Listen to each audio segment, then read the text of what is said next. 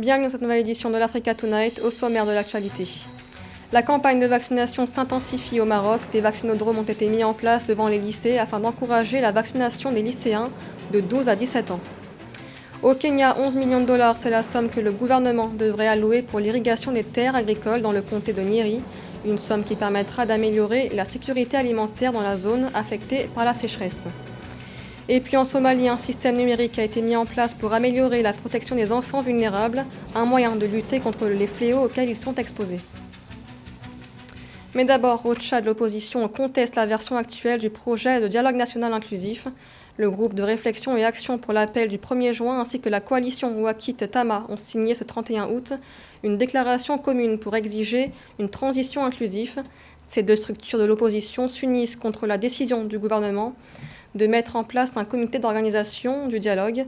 Elles appellent à une conférence nationale inclusive et souveraine qui garantirait la participation équilibrée de toutes les forces vives de la société tchadienne.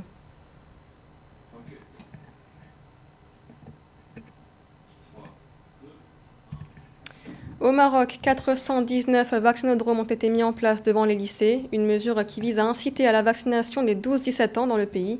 Cette campagne de vaccination devrait permettre au Royaume de couvrir une population de plus de 2 millions d'élèves. Marie-Raphaël Antolo. Au Maroc, les autorités annoncent la mise sur pied de 419 vaccinodromes dans les lycées du Royaume. L'objectif ici est d'éviter toute propagation du virus dans les établissements scolaires du pays. Ces vaccinodromes vont par ailleurs permettre d'assurer une vaccination volontaire des 12 et 17 ans dans le pays afin de lancer la session scolaire 2021-2022 dans des conditions sanitaires idéales selon les autorités. Il faut dire que le vaccinodrome est un grand espace transformé qui permet la vaccination massive de la population. En bref, ce sont des méga-centres de vaccination temporaires. La grande caractéristique de cette stratégie de riposte réside sur l'augmentation de la couverture vaccinale en un délai très court. En effet, avec 419 méga-centres de vaccination annoncés dans les lycées, le Maroc sera à mesure d'administrer le vaccin à un très grand nombre d'élèves. La méthode adoptée vise à réduire de façon drastique la circulation du virus au sein des lycées marocains. Cette action limitera également la morbidité au sein de la classe d'âge scolaire.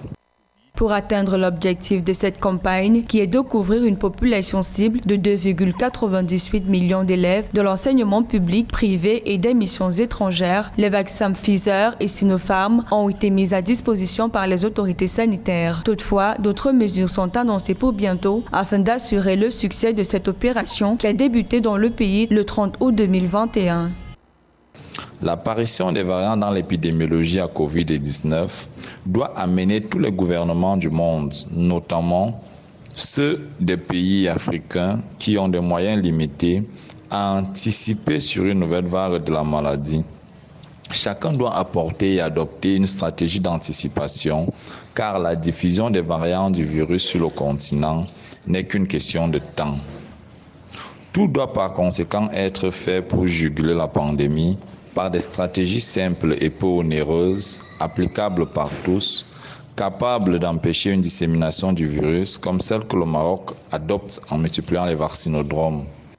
Rappelons que la mise sur pied de 419 vaccinodromes dans les lycées du Royaume vise à faciliter la vaccination. Par ailleurs, cette campagne sera suivie par 1200 personnels de santé nationale qui seront mobilisés pour atteindre un idéal de 160 000 vaccinations par jour. D'après les autorités sanitaires, la campagne se poursuivra jusqu'à ce que les 2,98 millions d'élèves ciblés soient vaccinés. Et dans l'actualité également, l'Institut Pasteur en Côte d'Ivoire déclarait le 14 août dernier un cas d'Ebola chez une jeune Guinéenne. Après de nouvelles analyses de l'Institut Pasteur de Lyon en France, il n'y aurait finalement aucune preuve de la présence du virus sur la patiente. C'est ce qu'a annoncé l'OMS ce mardi 31 août. Les prélèvements effectués sur la jeune femme se sont révélés négatifs tant par la technique PCR que par la sérologie. La situation avait été qualifiée d'extrêmement préoccupante par l'OMS et 5000 doses de vaccins anti-Ebola ont été acheminées en urgence depuis la Guinée à la recherche de cas contacts. Au Kenya, le gouvernement devrait débloquer un financement d'environ 11 millions de dollars, une somme qui permettra l'irrigation de terres agricoles dans le comté de Nyeri, une zone de plus de 700 000 habitants affectée par la sécheresse.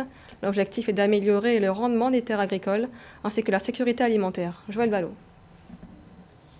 C'est un financement palliatif pour le secteur agricole. Le déblocage de 11 millions de dollars a été annoncé par le gouvernement kényan dans le comté de Nyeri, dans le centre du pays. L'objectif de cette opération est d'améliorer la sécurité alimentaire à travers 15 projets d'approvisionnement en eau. D'après les autorités, le financement bénéficiera à plus de 759 000 habitants dont les terres cultivables sont affectées par les aléas climatiques.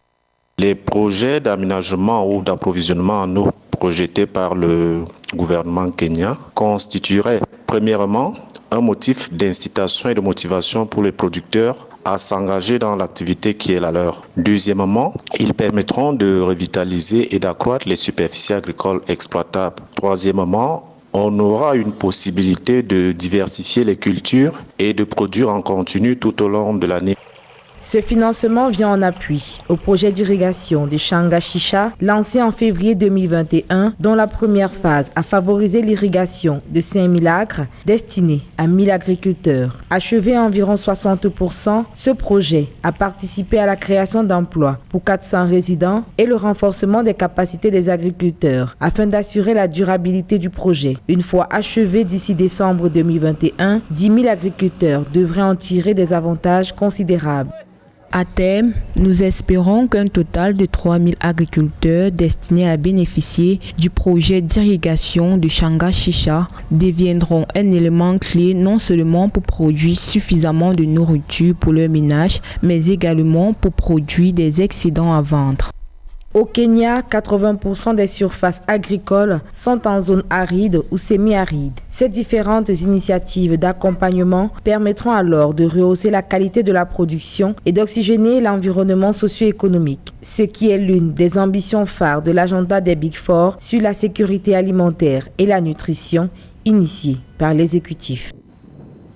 Au Mali, la situation économique préoccupe la Banque mondiale. Dans un rapport, l'institution relève les conséquences de la pandémie de Covid-19 ainsi que la crise sociopolitique, des facteurs qui auraient contribué à une crise économique dans le pays.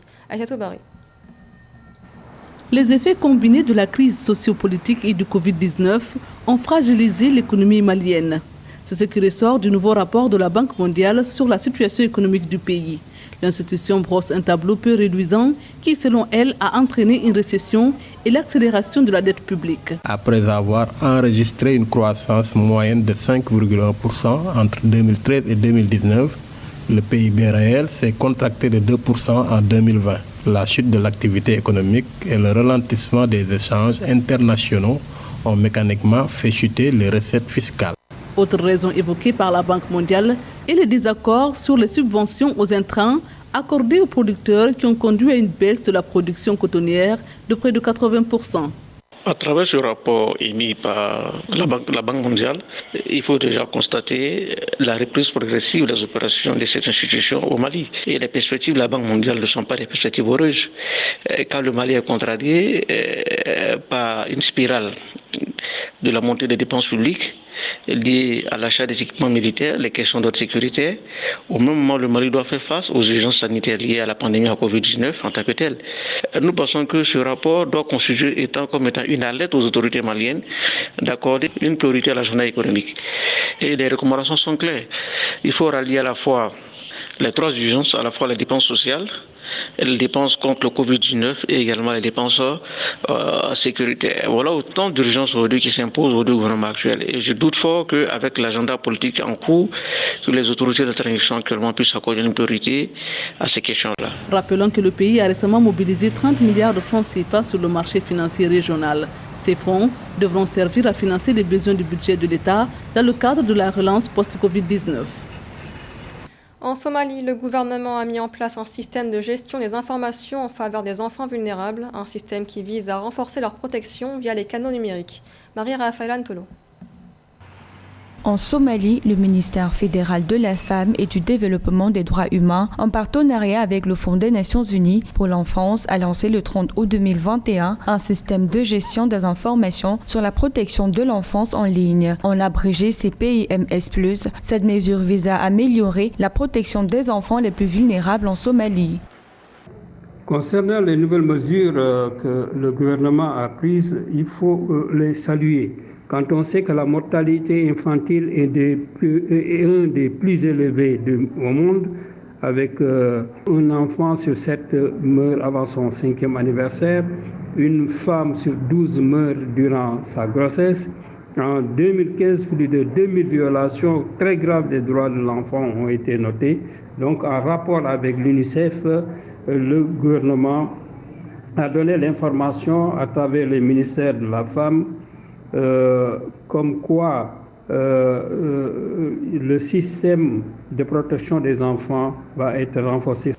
D'après des chiffres officiels, c'est pas moins de 1,8 million d'enfants qui sont exposés à la violence, aux abus et à la négligence en raison du conflit en cours, des chocs climatiques récurrents, de la pauvreté et des conséquences socio-économiques de la pandémie de Covid-19. La mise en place d'un tel système numérique va révolutionner les moyens de lutte, en permettant aux travailleurs socio-professionnels de coordonner tous les services sociaux, juridiques, cliniques et psychosociaux pour les enfants dans le besoin.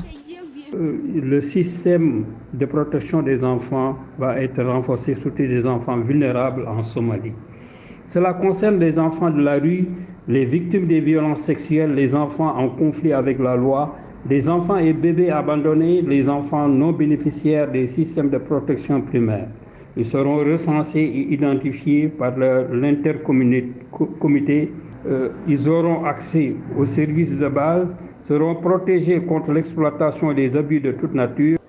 Ce système fournira aussi des formulaires numériques intuitifs aux agents de protection de l'enfance. Ils pourront ainsi documenter les processus de gestion des cas d'enfants en détresse, d'identifier, évaluer puis planifier des cas, les références ainsi que les transferts. Une stratégie fortement appuyée par plus de 30 partenaires. Des agences onusiennes et ONG locales ont d'ailleurs déjà souscrit au CPIMS+. Et du sport à présent avec les qualifications pour la Coupe du Monde de football qui aura lieu au Qatar en 2022. Pour en parler, nous recevons José Douglas.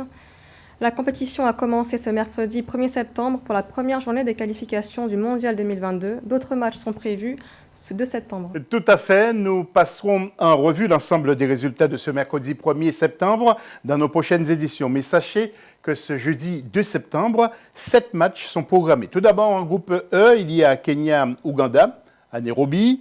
En groupe J, RDC Tanzanie, stade du TP Mazembe à Lubumbashi, la République démocratique du Congo, avec son nouveau sélectionneur argentin Hector Kuiper qui a entraîné l'Égypte et récemment l'Ouzbékistan. En groupe A, Niger, Burkina Faso à Marrakech au Maroc, le Burkina qui fait dans le local avec son sélectionneur Kamou Malo. Attention toutefois au Niger. En groupe H, Namibie-Congo à Orlando Stadium de Johannesburg. Le Congo qui va tout tenter avec le Belge Paul Pout, le sélectionneur.